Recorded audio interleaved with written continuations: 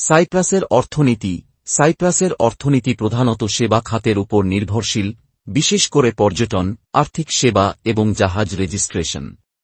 এছাড়া real estate এবং নির্মাণ খাতও গুরুত্বপূর্ণ।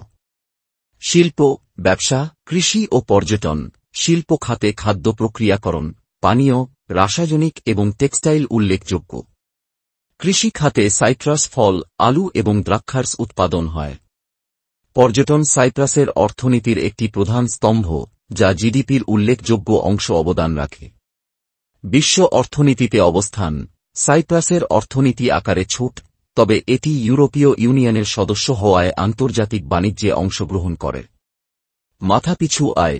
সাইপ্রাসের মাথাপিছু আয় প্রায় 28,381 মার্কিন ডলার। সাইপ্রাসে শিক্ষার হার প্রায় 99%। সাইপ্রাসে জীবনযাত্রার মান উচ্চ। স্বাস্থ্যসেবা, শিক্ষা এবং অবকাঠামো উন্নত। তবে অর্থনৈতিক বৈষম্য এবং বেকারত্ব কিছু ক্ষেত্রে চ্যালেঞ্জ সৃষ্টি করে।